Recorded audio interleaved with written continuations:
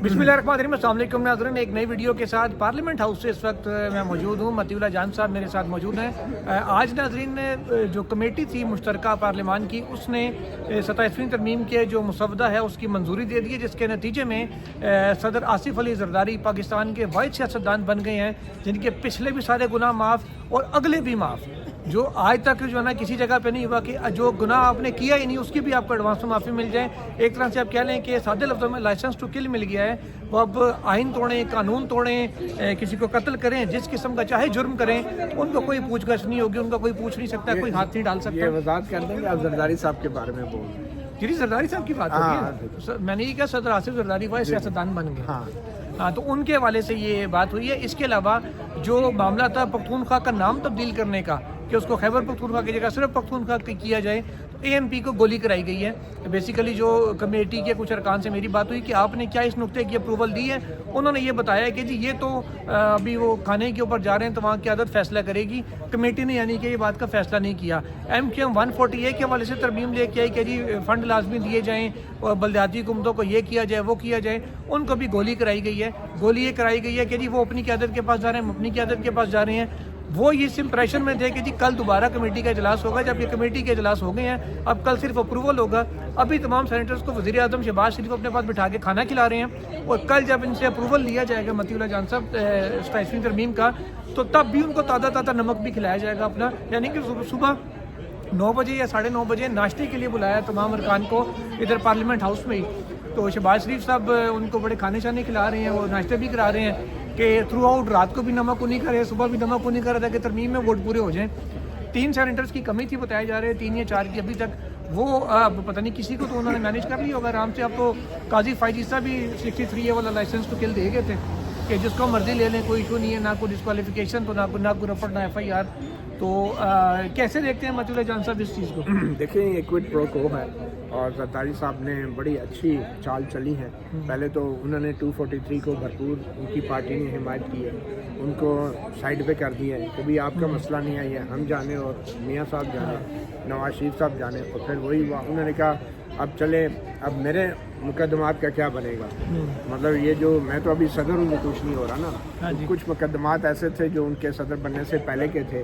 और आपको पता है जरदारी साहब के बारे में मशहूर है, वो अगर ऐवान सदर में नहीं होते तो जेल में होते हैं, जेल से निकलते हैं तो ऐवान सदर में आ जाते हैं। तो ये जो जाली अकाउंट्स वाले केसेस हैं और दीगर केसेस, आज जो लॉ कमेटी ने, जो मुश्तरका कमेटी ने रिकमेंडेशन दी है, वो अभी सेनेटर गुमरो साहब ने भी मुझे बताया, आपने सुना होगा।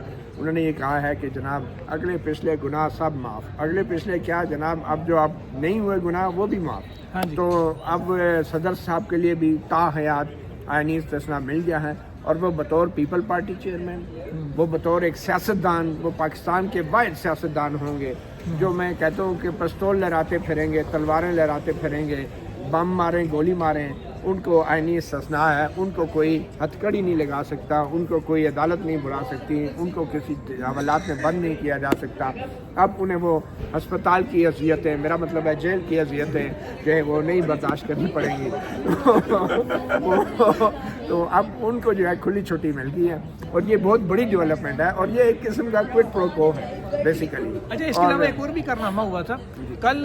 जो ओरिजिनल मुसवदा था उसके अंदर शामिल नहीं था शहबाज शरीफ वाला, वो अनुषा रहमान साहब और खलील ताहिर संत साहब ने वो जमा करवाया।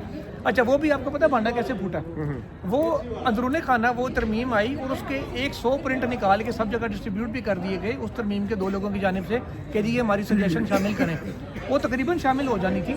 हुआ ये कि जब आलिया कामरान साहिबा JUI से जिनका ताल्लुक है वो बाहर निकली, तो उनसे वैसे ही कुछ पहले उनका साउंड बाइट रिकॉर्ड किया, उसके बाद वैसे ही गपशप हो रही थी।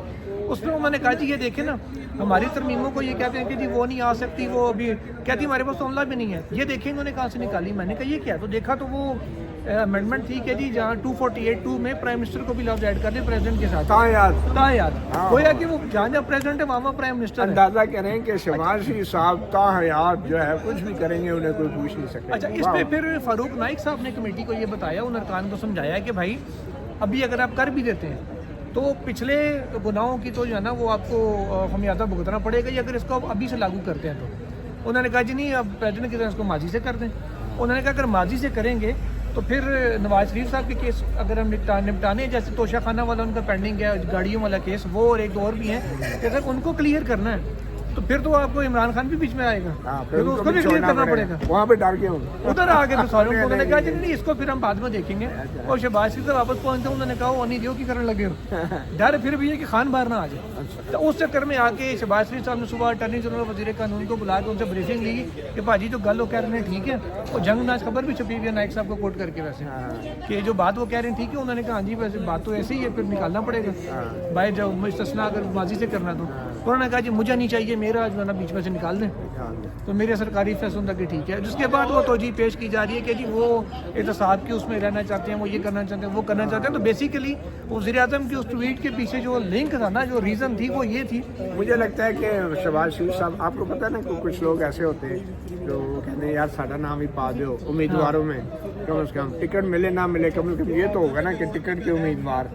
تو جسی طرح جیسے وہ جب کوئی اسمبلی کا عہدہ ہوتا ہے خالی تو خبروں میں چل رہے ہوتے ہیں کہ یہ نام جا رہا ہے اسپیکر کے لیے, تو کچھ سیاستدان فون کر کے صحافیوں سے کہتے ہیں یار میرا نام بھی چلا دو تھوڑا سا سی وی میں بہتر ہو جائے گی. تو شہباز شریف صاحب نے اپنے آپ کو فیلڈ مارشل کے لیول پہ لانے کی ایک ناکام کوشش کی ہے اور صدر کے لیول پہ لانے کی. آپ بھی کہنا چاہ رہے ہیں کہ جیسے کوئی خط لکھ رہا ہوتا ہے کہتا ہے اگر خط لکھ رہے ہوتے ہمارا سلام پا دو, درخواست لکھ رہے ہو تو ہماری کوئی پا دو. تو شہباز شریف صاحب نے کہا میرا بھی ڈال دیں یار, کوئی بعد میں نکال لینا.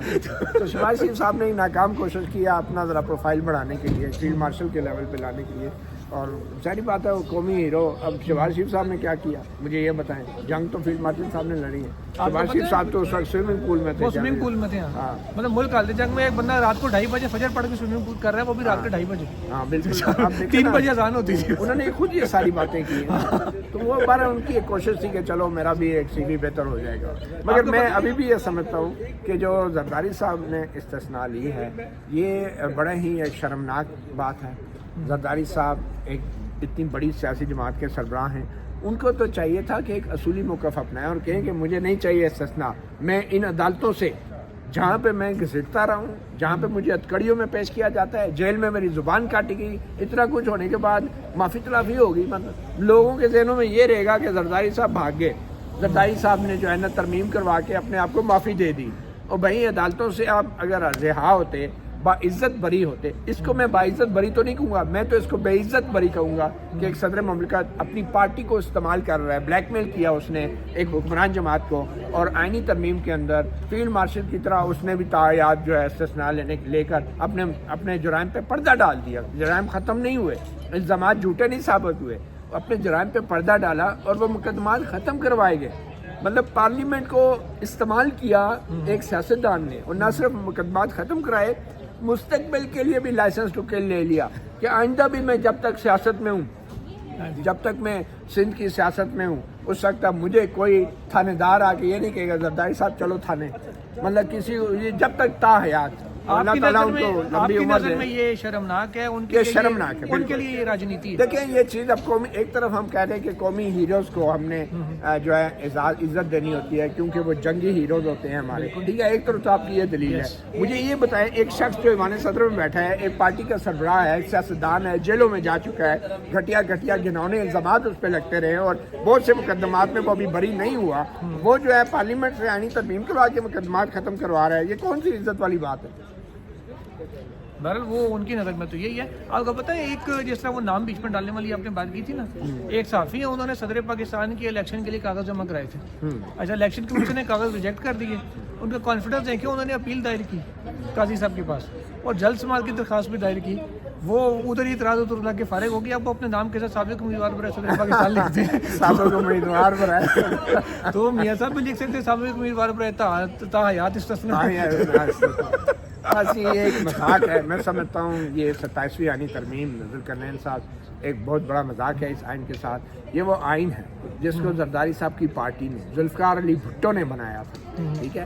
اور یہ وہ آئین ہے جس سے وفاق کو جو ہے متحد رکھنے کی ایک کوشش تھی. ایک عمرانی معاہدہ تھا, ایک سوشل کانٹریکٹ تھا. اور آج اس آئین میں جس طریقے سے آئینی عدالت بنائی گئی ہے, جس طریقے سے عدلیہ کی آزادی کو سلب کیا گیا ہے, کنٹرول کیا گیا ہے, اپنی مرضی کے مقدمات, اپنے مرضی کے ججز, اپنے مرضی کے بینچز بنانے تک جو ہے اب یہ سیاستدان آ گئے ہیں.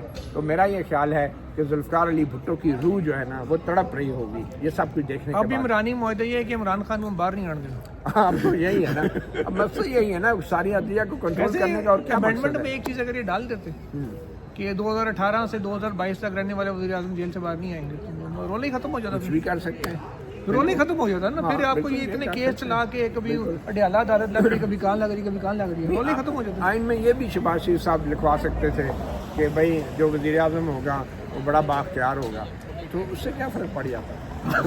تو میرا خیال ہے, مجھے صرف ایک بات مجھے اچھی لگی ہے کہ کم از کم جن لوگوں نے پاکستان کی تاریخ میں آئین کو روندا, آئین کو پامال کیا, آج وہ لوگ بھی اپنے تحفظ کے لیے آئین کے محتاج ہو گئے. اس سے بڑی کوئی ستم ظریفی ہوگی. وہ لوگ بھی کہتے ہیں نہیں ہمیں آئین کے اندر لکھ کے دو.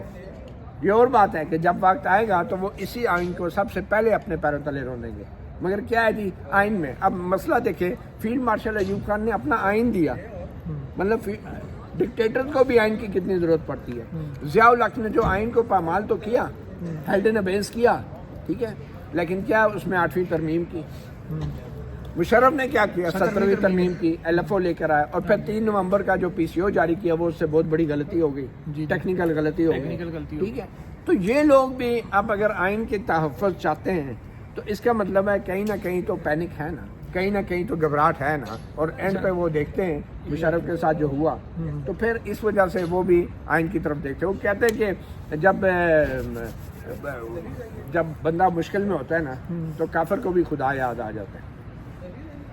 چلیں دیکھتے ہیں. اچھا سعد موتی بھائی, ایک ذرا ویورز کو یہ سمجھا دیں کہ جو آئینی عدالت کے ججز ہیں, ذرا ریفریش کرتے ہیں ان کی میموری, کہ ان کو تعینات کرنے کا طریقہ کار اس 27ویں ترمیم میں کیا دیا گیا ہے. دیکھیں وہ یہی ہے کہ پہلے تو صدر اور وزیر اعظم کے مشورے پہ صدر صاحب جو ہیں وہ آئینی عدالت کے چیف جسٹس تعینات کریں گے. اوکے, ٹھیک ہے. پھر اس اچھا کے اس میں بعد کوئی جوڈیشل کمیشن نہیں ہے, کوئی جج نہیں ہوگا, نہیں, یہ فرسٹ بیچ جو ہے, جو پہلی بھرتی ہوگی نا, جو پہلا لانگ کورس آئے گا آئینی عدالت کا, اس میں جو ہے نا پہلا جو ہے اس کا جو سربراہ ہوگا وہ چیف جسٹس آئینی عدالت جو ہے اس کی تعیناتی وزیر اعظم کے مشورے پہ صدر مملکت کریں گے. پھر اس لانگ کورس کے جو باقی جو بھرتی کیے جائیں گے ججز, وہ جو ہے نا وہ مشورہ ہوگا اس چیف جسٹس کے مشورے سے وزیر اعظم ریکمینڈ کریں گے صدر کو, اور پھر باقی 6-7 جو بھی نئے بھرتی ہوں گے 7 ججز وہ آئینی عدالت میں اس طریقے سے آ جائیں گے. تو یہ ایک انہوں نے سمپل طریقہ وہ تو یعنی کہ انڈیپینڈنس اور جوڈیشری والا جو کھاتا تھا وہ تو گول ہی سمجھے آپ. بالکل آئینی طور پہ آپ گول کر دیے نا. گول ہے. دیکھیں یہی پہلے تو جوڈیشل کمیشن میں کہتے تھے ایگزیکٹو کو اوور ریچ ہے, حالانکہ جج بھی بیچ میں ادھر ملے ہوتے تھے, اب تو وہ سرے سے ختم ہی کر دی. میرے خیال میں اب انڈیپینڈنس آف جوڈیشری کے بجائے آئین کے اندر ڈیپینڈنس آف جوڈیشری لکھ دینا چاہیے کہ یہ بڑی ضروری ہے, dependence of judiciary on executive. صرف ان نکالنا, وہ ان نکالنا ہے بس, وہ باقی تو وہی ہے dependence of judiciary. Dependence of judiciary. تو دیکھتے ہیں ناظرین کہ 10 نومبر کو جیسے سماعت ہونی تھی 26ویں ترمیم کے کیسز کی, اچھا وہ جج سارے ادھر ہی ہیں, لیکن ان اویلیبلٹی آف بینچ کہہ کے 10 کو کیا گیا, اور تیاریاں شفٹنگ کی جاری ہیں پارلے روڈ کے اس جانب شریعت کورٹ کی طرف, جو اب آئینی عدالت ہوگی ادھر ہی جا کے پھر میرے خیال آپ کیس سنیں گے. اور وہ کون کیس سنتا ہے, مطلب انیشیلی ان کا ایک ہی بینچ میرے خیال 9 رکن سارا کچھ سنے گا, اور وہ کہیں گے یار تم ساڑھی نوکری سے پیچھے پہ جاؤ. پہلی بات تو یہی کریں گے نا وہ, بالکل صحیح. تو ان کی نوکریاں تو اسی سے لگی ہیں. دیکھیں جس طرح یہ آئینی ترمیم سیلف سرونگ ہے نا, اسی طرح جو آئینی عدالت ہوگی نا وہ اگر 27ویں آئینی ترمیم کے خلاف درخواستیں سنے گی جو ابھی آئینی تو وہ بھی سیلف سرونگ ہی ہوگی نا. دے ول بی جج in their own cause. Parliament بھی جج ان دیئر اون کاز ہے. انہوں نے اپنے کیسز ختم کروا لیے, نون لیگ نے بھی, پیپل پارٹی نے بھی, اور جو وائٹ کیسز رہ گئے اب ایک ہی سیاسی جماعت کے رہ گئے. ٹھیک ہے, ان کے لیے لکھ دیتے آئین میں کہ جی انہوں تو بس یہ کیسز ختم ہی نہیں ہوں گے, فیصلے بھی نہیں ہوں گے, اور تاریخ بھی نہیں ملے گی, اپیل بھی نہیں سنی جائے گی, یہ بھی آئین میں لکھ دیتے. وہ گالی مک جانی گالی مک, پھر نہ رولا ہوتا, نہ ڈھولا ہوتا, نہ رولا ہوتا. چلیں ناظرین دیکھتے ہیں اب کہ کیا ہوتا ہے, اور کل انشاءاللہ صبح پھر مزید اپڈیٹس کے ساتھ آپ کے ساتھ حاضر ہوں گے, جب یہاں پہ ہم آپ کو ہو سکتا ہے ناشتہ بھی دکھا سکیں اگر وہاں اس ایریے میں جانے دیا تو, ورنہ پھر آپ کو بتا ہی دیں گے کہ ناشتے میں کیا کہتا ہے. ویسے پائے شاید تو نہیں ہے, جس نے کھانے ہیں وہ تیاری کر کے آ جائے. تو دیجیے اجازت, اللہ حافظ.